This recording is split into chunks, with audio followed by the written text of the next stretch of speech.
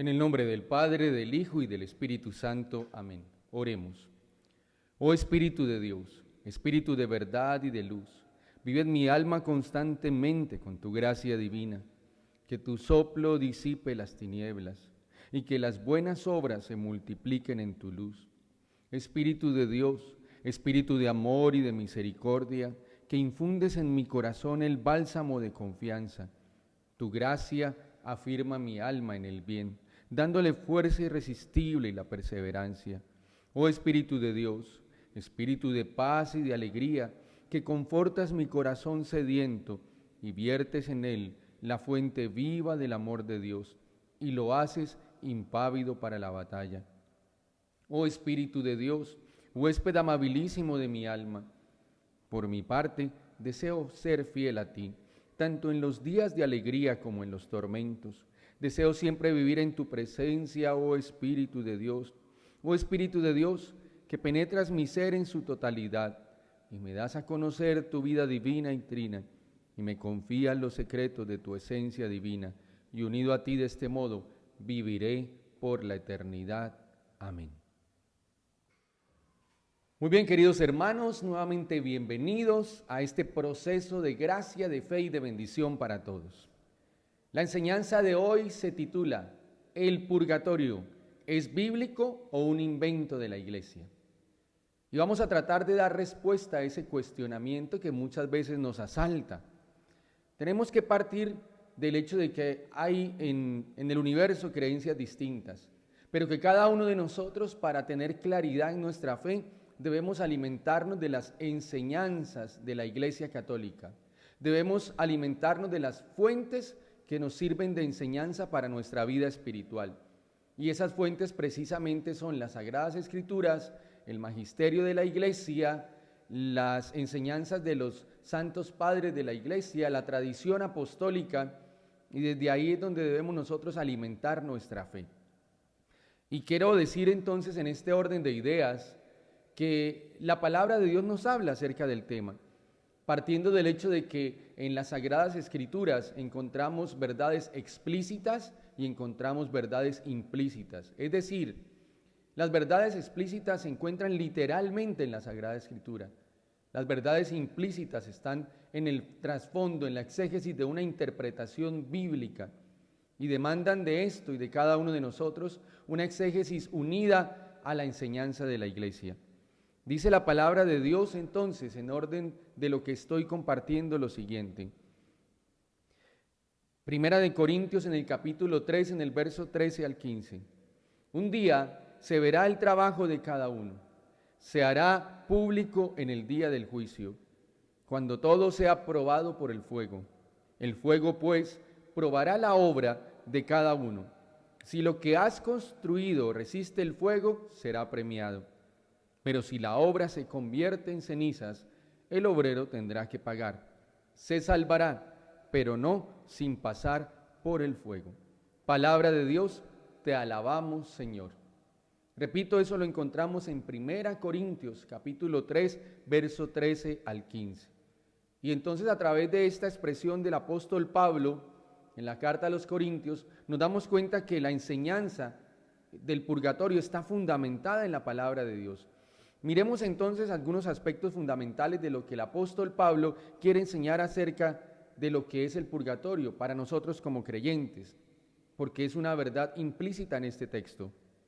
En primer lugar, él está afirmando que si la obra resiste el ser examinada, la persona se salvará. ¿A qué se refiere en esta expresión del apóstol Pablo? A ese cristiano que va directamente a salvarse, a ese cristiano que tiene ganado el cielo sin necesidad de pasar por una purificación. Pero inmediatamente en la carta a los Corintios, él agrega que hay una situación donde la obra de la persona no resiste el juicio, pero no dice que se va a condenar. Démonos cuenta que él añade allí, se salvará, pero sin pasar por el fuego. Y esto precisamente es el purgatorio. Es esa purificación que todos necesitamos para poder disfrutar eternamente de la plenitud de Dios. Por lo tanto, no es un invento de la Iglesia, sino es la clara enseñanza de la Biblia por medio del apóstol Pablo, que usa la figura de salir, pagar, castigar o escapar a través del fuego, para enseñarnos acerca de esa purificación. Y así está escrito en todas las Biblias del mundo, en palabras muy similares.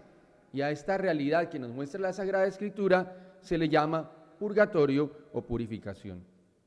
Que esta palabra no venga en la Biblia no significa que no sea una verdad revelada, porque incluso la palabra Trinidad no aparece en la Biblia, pero está como verdad implícita cuando en el bautismo de Jesús, Juan Bautista, en el momento en que está viviendo esa experiencia, relata el texto que se abren los cielos y que se oye una voz en el cielo que dice: este es mi Hijo amado en quien yo me complazco.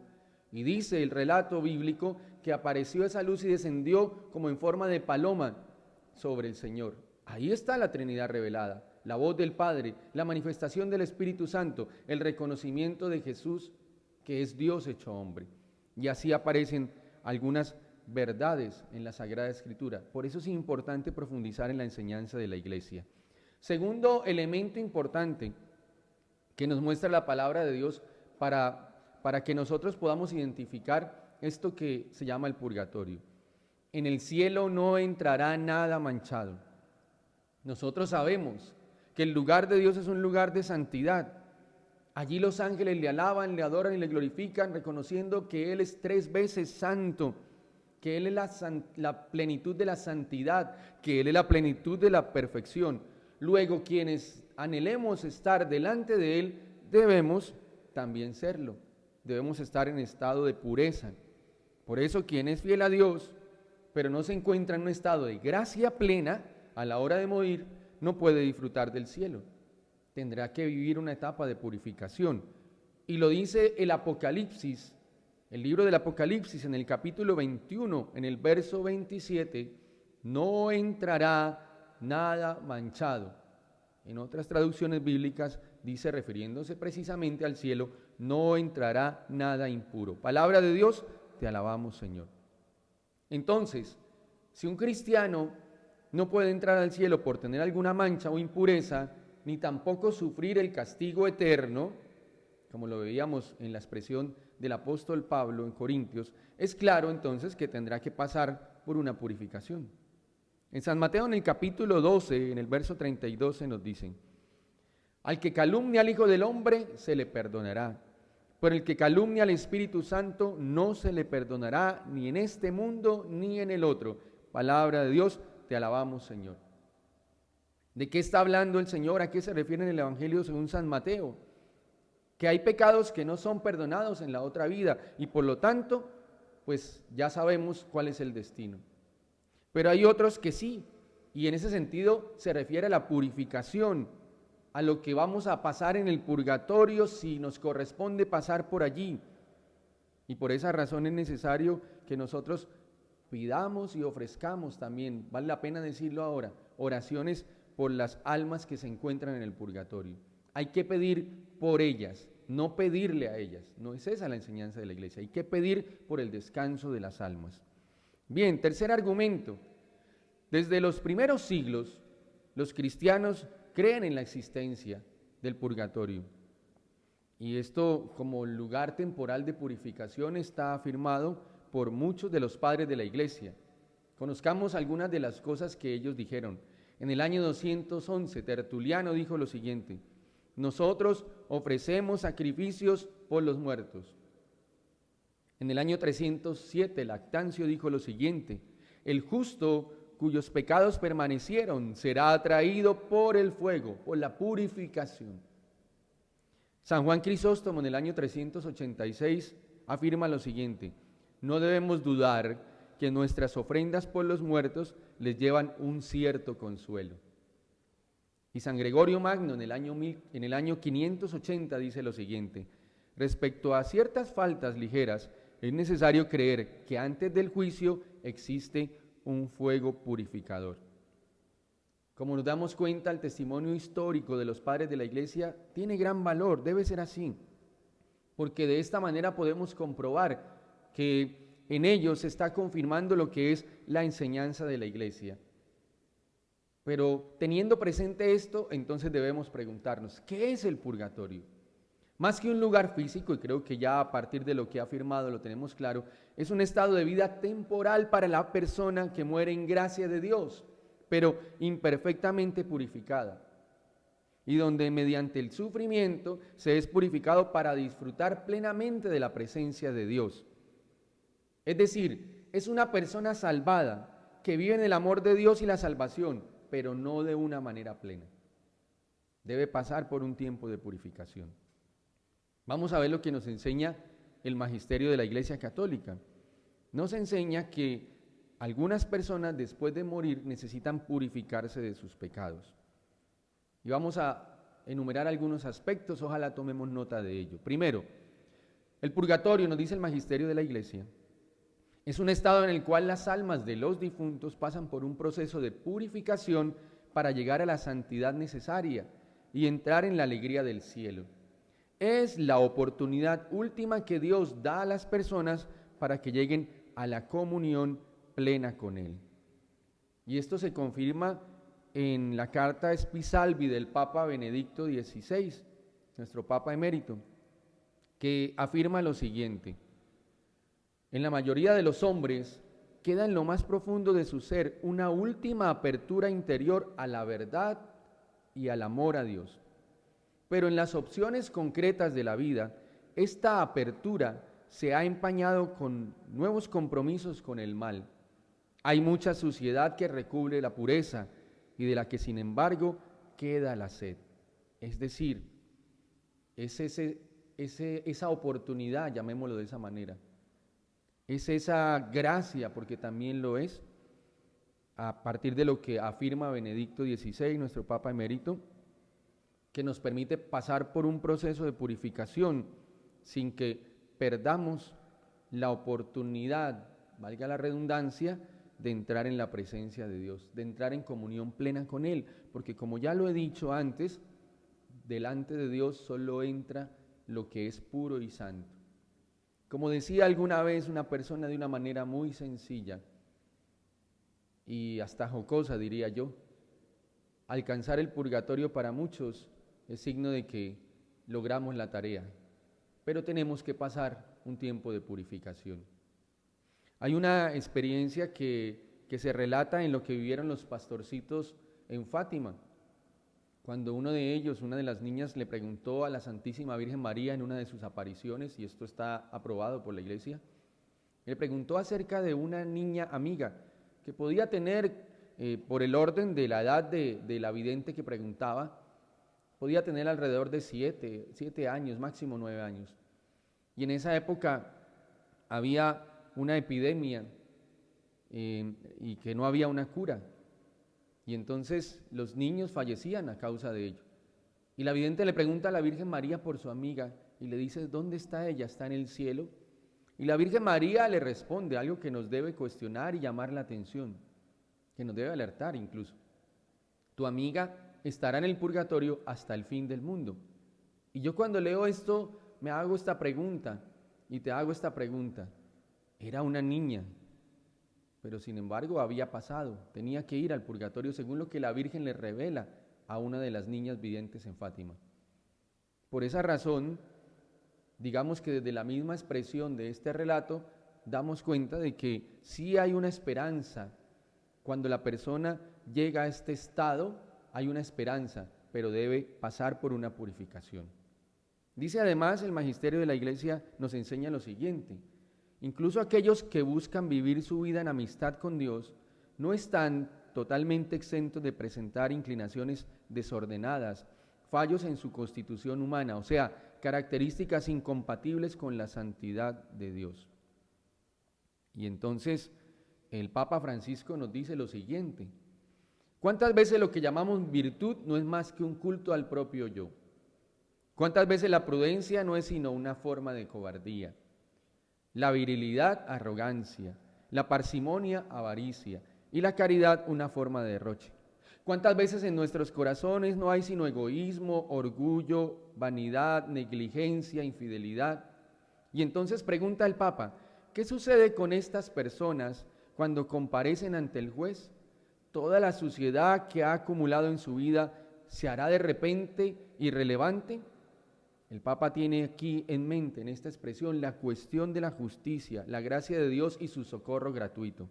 Y entonces dice, ¿qué salva al hombre? La misericordia de Dios, pero esto no excluye la justicia. La gracia no es una esponja que borra todo lo que se hizo mal en el mundo, de modo que al final todo tenga el mismo valor. La compenetración entre la gracia y la justicia enseña que nuestra forma de vivir no es irrelevante para Dios. O sea, que el mal que cometemos y el pecado de los hombres no es simplemente olvidado.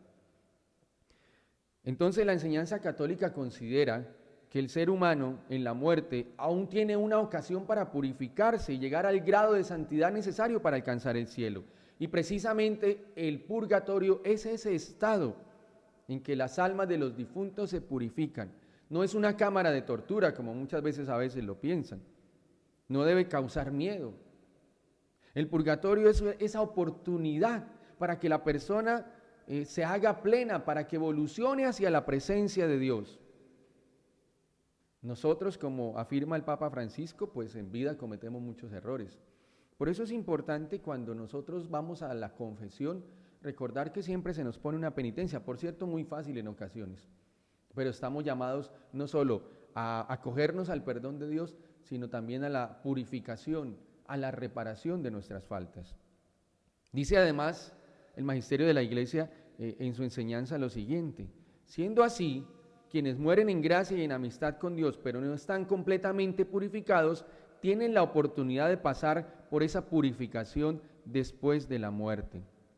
Se trata de lo que algunos santos llaman la segunda conversión.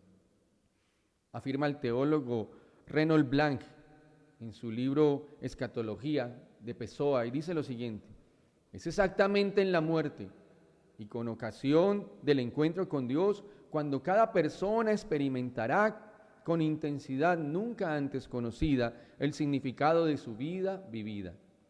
Y dependiendo de lo que haya hecho durante esta vida, dependiendo también de lo que haya hecho a otras personas y en las situaciones históricas y estructurales concretas, su unión con Dios también conllevará una purificación experimentada de manera más o menos dolorosa. Esta purificación es una última oportunidad dada al hombre de cumplimiento del plan de Dios. ¿Y cuál es ese plan de Dios? Lo encontramos en Romanos en el capítulo 8, en el verso 29. Conformes a la imagen de su Hijo, para que Él sea el primogénito entre muchos hermanos. Palabra de Dios, te alabamos, Señor. Por lo tanto, el purgatorio es un acto reiterado del querer de Dios para salvarnos, para que nosotros alcancemos la salvación. Y quinto, la imagen del fuego asociado al purgatorio puede identificarse como el propio Cristo, nos enseña el magisterio de la Iglesia, que quiere y viene a salvarnos. Es el encuentro con Él. Toda falsedad se viene abajo y su mirada nos cura como a través del fuego. Sobre la imagen del purgatorio asociada al fuego, el Papa Benedicto XVI señala lo siguiente: algunos teólogos recientes son del parecer de que el fuego que simultáneamente quema y salva es el propio Cristo, el juez y salvador. Ante la mirada de Cristo toda falsedad cae. Es el encuentro con el que, quemándonos, nos transforma y libera para llegar a ser verdaderamente nosotros mismos. Y sigue diciendo el Papa Benedicto XVI: en este momento, las cosas edificadas durante la vida se pueden revelar paja seca y desmoronarse. Sin embargo, el dolor de este encuentro, el cual lo impuro y malsano de nuestro ser se hace evidente, se convierte en la expresión de lo que es la salvación. La mirada de Cristo, el toque de su corazón, nos cura a través de una transformación ciertamente dolorosa como por el fuego. Con todo, es un dolor feliz en el que el poder santo de su amor nos penetra como llama. Démonos cuenta que lo que nos está afirmando el Papa Benedicto XVI en su encíclica sobre la esperanza cristiana, Spe Salvi, es doctrina pura. Es la confirmación de la idea bíblica de que Dios quiere la expiación de los pecados. Es la confirmación de lo que la Biblia nos reporta de manera implícita o nos enseña de manera implícita que cada uno de nosotros tenemos que vivir una experiencia también de purificación. Nosotros debemos entonces asumir esto como dogma de la Iglesia. Y está, aún incluso podría decir yo más claro, en Segunda de Macabeos, en el capítulo 12, en el verso 39 y 46. Dice allí: mandó que se celebrase por los muertos un sacrificio expiatorio para que fuesen absueltos de su pecado. Palabra de Dios, te alabamos, Señor. Y en Primera de Corintios, en el capítulo 3, en el verso 10 al 15, San Pablo nos habla de la salvación como a través del fuego. Queridos hermanos, durante la historia de la Iglesia se ha hablado de las penas purgatorias en cada uno de los concilios, en el concilio de León, en el concilio de Florencia, en el concilio de Trento, allá en el año 1547. Luego es dogma de la Iglesia. ¿Qué debemos hacer nosotros frente a esta verdad? Frente a esta verdad, nosotros debemos asumir algunas actitudes. Una, esforzarnos por llegar al cielo, y porque si no logramos la gracia total, podamos incluso mantenernos en la gracia de Dios, y ojalá ofreciendo pequeños sacrificios. Ojalá que cuando vengan las situaciones difíciles podamos convertir esa experiencia difícil en una oportunidad para purgar, para purificar. Es una práctica de la vida ascética incluso. Entonces es necesario que nosotros vayamos renunciando un poco a esa idea a veces que es tan dañina, que es tan nociva y que nos lleva a estados emocionales bastante difíciles, que cuando vienen los problemas es porque Dios se olvidó de mí. Qué bueno que vayamos cambiando esa idea y a través de la enseñanza de la Iglesia podamos descubrir allí la oportunidad para purgar, la oportunidad para purificar nuestra vida, para ofrecer la llaga de Cristo, para hacer realidad lo que decimos en la coronilla de la Divina Misericordia, como propiciación por nuestros pecados y los del mundo entero, o como propiciación de nuestros pecados y los del mundo entero. Esa es la primera actitud que debemos asumir como creyentes de la sana doctrina, asumiendo esto como una verdad de fe, como un dogma de la Iglesia. Segundo, la Iglesia nos insta, nos invita, nos motiva para que oremos por los que han fallecido, orar por los que han partido, orar por aquellos que están pasando tal vez penas en el purgatorio, pero que tienen la esperanza de la salvación. Orar por ellos, pedir por ellos, no pedirle a ellos. No es eso lo que enseña la Iglesia. La Iglesia nos enseña claramente que debemos orar pidiendo para que ellos se salven.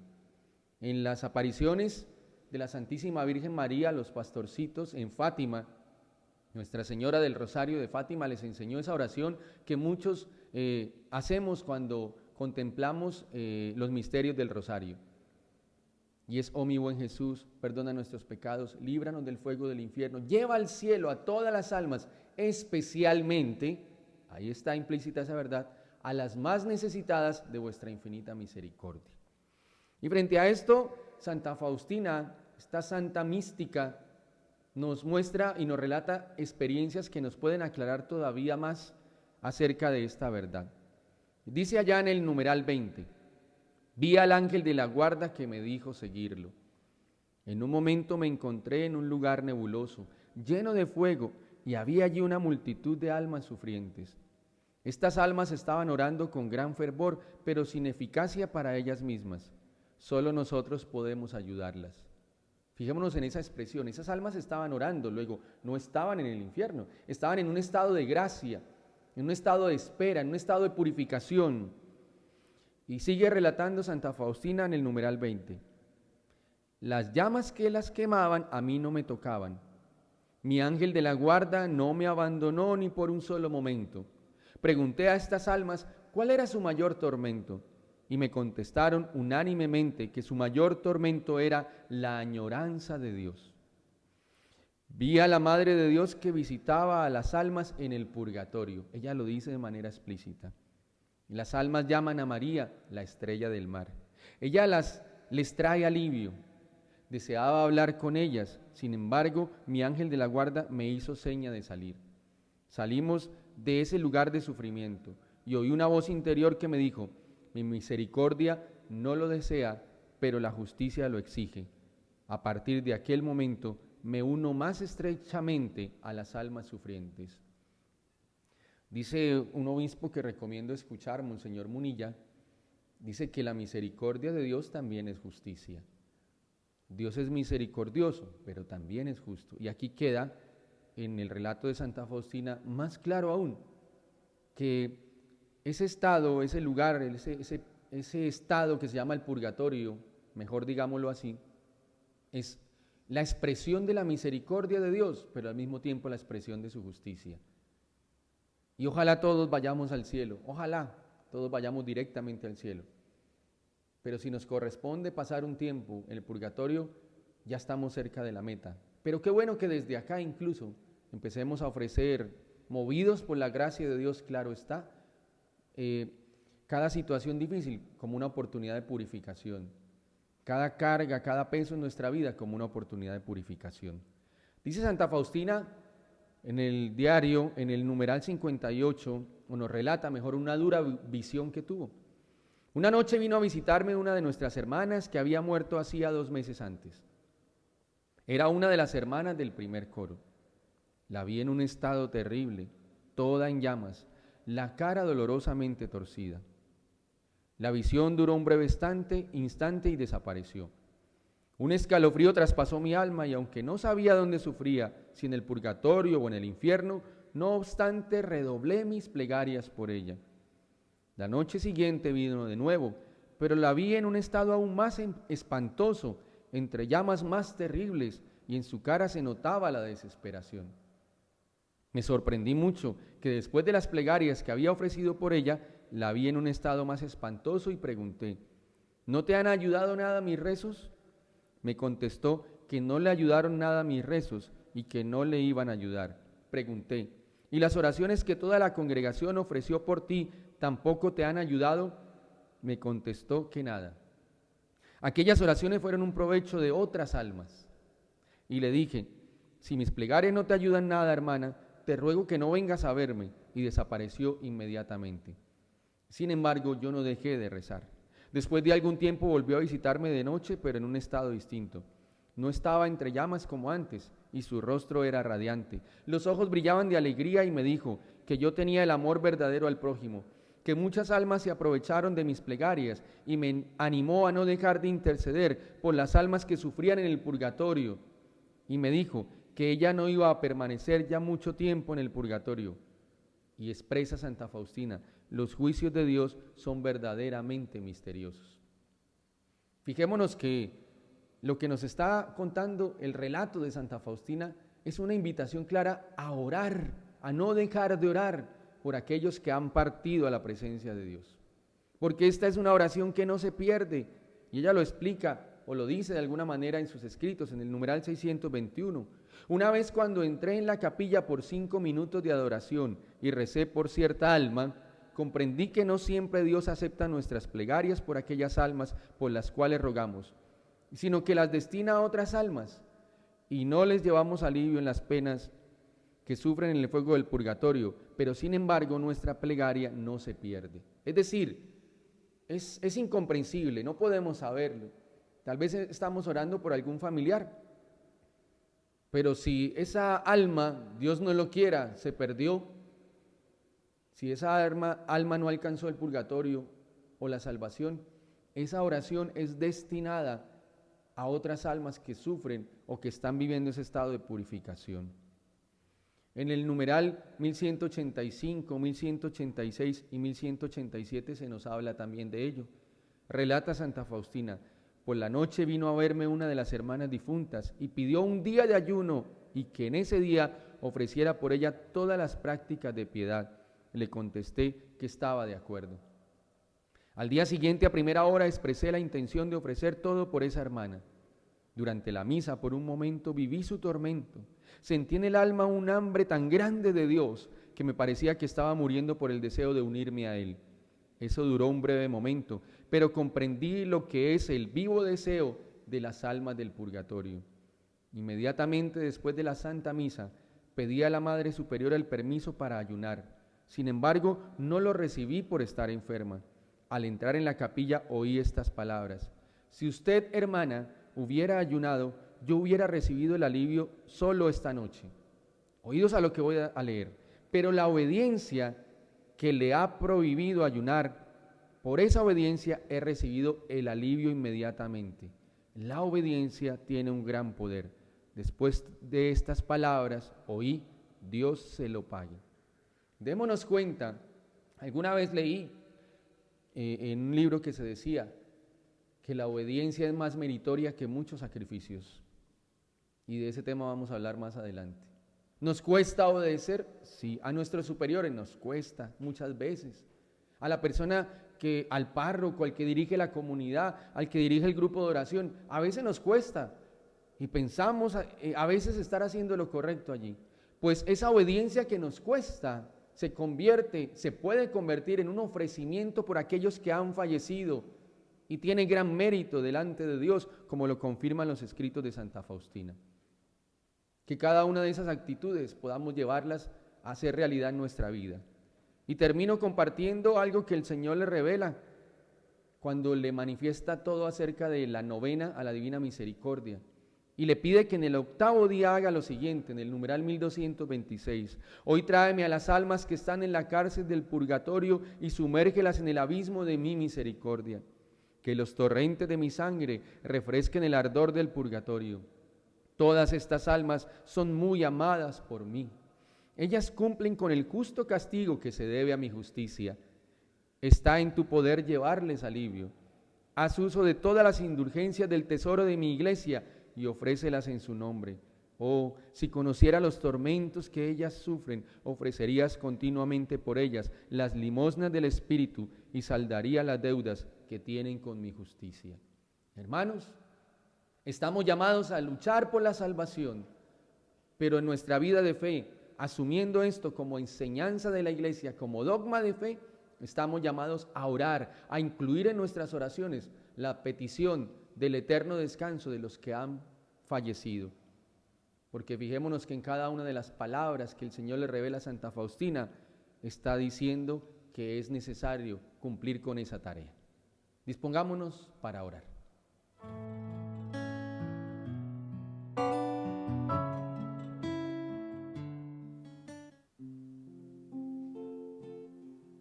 Vamos a pedirle al Señor hoy que Él derrame ese fuego del amor sobre nuestros corazones. Vamos a entregarle nuestros sufrimientos, nuestras cargas y nuestros pesares. Y le vamos a pedir al Señor que lo reciba hoy. Que hoy sea como ese ofrecimiento que le hacemos en cada una de sus llagas, en su dolorosa pasión. Y que ese ofrecimiento se convierta para nosotros en el motivo de oración, purificación y salvación. Por tu llaga, Señor, dice la palabra, hemos sido sanados, salvados. Tú soportaste el castigo que nos trae la paz. Hoy, Señor, te ofrendamos nuestra vida. Hoy te ofrendamos los sufrimientos de nuestra existencia, los pesares, nuestras imperfecciones. Y te pedimos, Señor, que por tus santos méritos manifiestes tu misericordia sobre nosotros. Toma cada una de nuestras fragilidades y alimenta en nuestros corazones el deseo del cielo, el deseo de la salvación.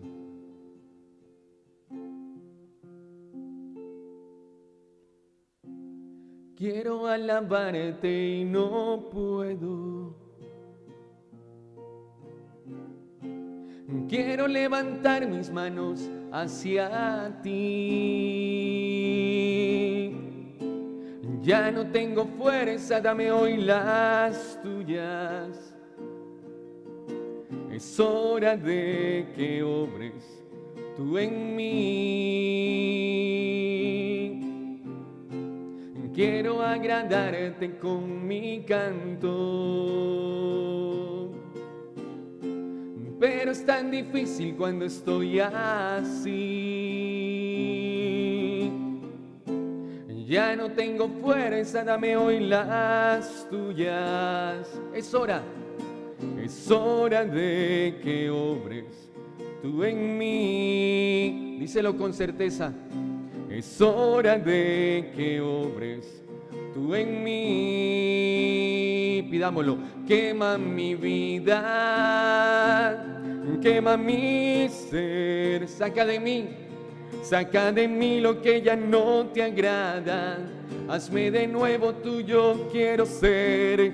Quema mi vida, quema mi ser. Tú eres el divino alfarero y todo nuevo lo puedes hacer. Díselo. Quema mi vida, quema mi ser. Saca de mí lo que ya no te agrada.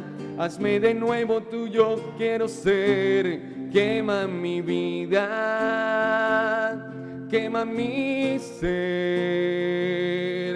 Tú eres el divino alfarero y todo nuevo lo puedes hacer. Quema mi vida, quema mi ser. Como dice el Papa Benedicto XVI, unidos a la enseñanza que hemos escuchado hoy, que ese fuego es el fuego del amor de Cristo. Dile al Señor esta noche que Él encienda ese fuego perpetuo en tu corazón, que venga con su fuego para sacar todo lo que a Él no le agrada, para quemarlo, para hacernos nuevos. Señor, tú eres el divino alfarero, tú nos moldeas con tus manos, pero para que la vasija tome fuerza, debe ser sometida al horno, al fuego. Como dice el apóstol Pablo, la fe es como el oro, debe pasar por fuego. Y ese fuego es el fuego de tu amor, Señor, que nos conquista, que nos convence de tu gracia y que nos da la fuerza interior para rechazar y renunciar a aquello que daña nuestra vida y que pone en riesgo nuestra salvación. Quema mi vida, quema mi ser. Dile, saca de mí lo que ya no te agrada. Hazme de nuevo tuyo, quiero ser. Díselo. Quema mi vida, quema mi ser. Tú eres el divino alfarero y todo nuevo lo puedes hacer. Fuerza. Quema mi vida, quema mi ser. Saca de mí lo que ya no te agrada. Hazme de nuevo tuyo, quiero ser. Quema mi vida, quema mi ser. Tú eres el divino alfarero y todo nuevo lo puedes hacer. Quema mi vida, quema mi ser.